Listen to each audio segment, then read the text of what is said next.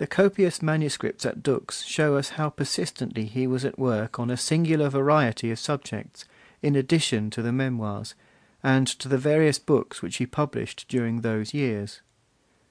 We see him jotting down everything that comes into his head, for his own amusement, and certainly without any thought of publication, engaging in learned controversies, writing treatises on abstruse mathematical problems, composing comedies to be acted before Count Waldstein's neighbours, practising verse-writing in 2 languages, indeed with more patience than success, writing philosophical dialogues in which God and himself are the speakers, and keeping up an extensive correspondence, both with distinguished men and with delightful women.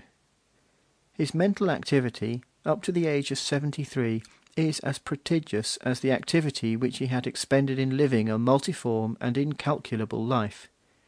As in life, everything living had interested him, so in his retirement from life every idea makes its separate appeal to him, and he welcomes ideas with the same impartiality with which he had welcomed adventures. Passion has intellectualized itself, and remains not less passionate. He wishes to do everything, to compete with everyone, and it is only after having spent 7 years in heaping up miscellaneous learning and exercising his faculties in many directions that he turns to look back over his own past life and to live it over again in memory as he writes down the narrative of what had interested him most in it. I write in the hope that my history will never see the broad daylight of publication, he tells us, scarcely meaning it, we may be sure, even in the moment of hesitancy which may naturally come to him. But if ever a book was written for the pleasure of writing it, it was this one, and an autobiography written for oneself is not likely to be anything but frank.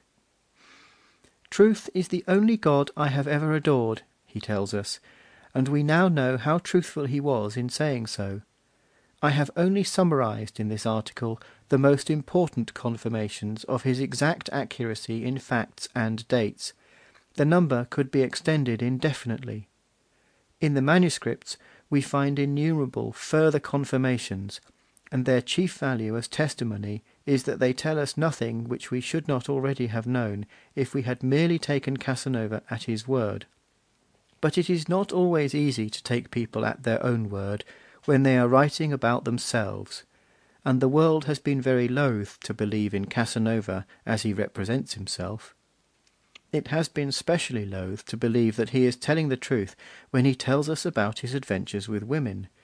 But the letters contained among these manuscripts show us the women of Casanova writing to him with all the fervour and all the fidelity which he attributes to them, and they show him to us in the character of as fervid and faithful a lover.